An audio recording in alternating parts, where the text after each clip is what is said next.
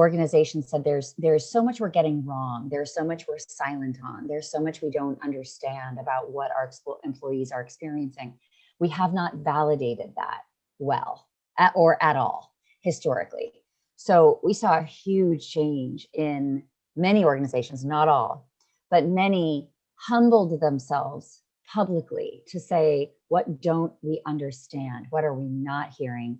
What are people endeavoring to leave at the door, now the virtual door, when we show up for work? And what kind of cost is that demanding of people of all different identities when so much is happening in our world that is frankly terrifying to a lot of us, to our safety in the world, to our loved ones, to our families.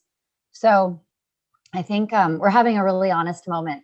And I hope it's a movement. It's not a moment. It's a continuing practice that we have in organizations going forward, which is that I'm listening, I'm endeavoring to understand, I am taking action, and then the checking back in to say, are the actions we're taking the right actions? And I think this points to the fact that we are all learning and figuring this out, and that we shouldn't make assumptions about what remedies look like or sound like.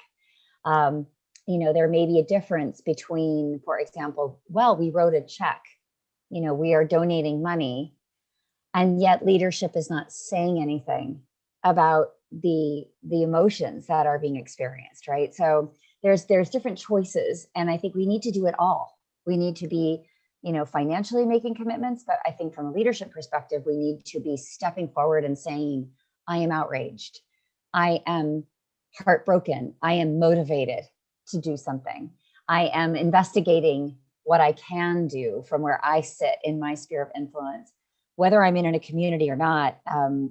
We all have so much more that we could be doing, I think, so that we don't leave the work of change and the work of responding to those who are most impacted by everything that's going on right now. So I identify as an aspiring ally. I say aspiring because it's never a destination. It is something that is earned every day. And it's also, I'm aspiring because only someone else can deem me an ally. It's not something I put my badge on every day and say, I'm an ally. It's something I strive to be called. And I earn it or not every day with my actions. And so I investigate that and think constantly from my own inclusive leadership, what have I been given from an access perspective, a platform perspective? What voice can I have? What permission do I have to speak and push on things and challenge people?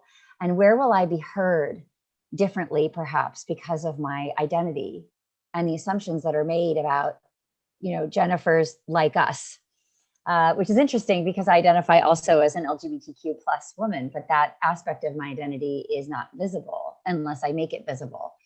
And so it's just fascinating, I think, to locate ourselves in the change process. And once we locate ourselves there, the question is, how am I using everything that I've been given and everything that I possess and all of my identities, both marginalized and privileged and everything between, to activate, to change this reality so that, my colleagues and myself aren't facing such headwinds, when we go to perform, when we go to belong, when we go to feel engaged. We shouldn't feel interrupted. And we shouldn't feel that who we are doesn't matter. It very much matters. And so this is something we've got a lot of work to do, and organizations really have to reckon with. And I think it's a beautiful and amazing opportunity that we have in front of us.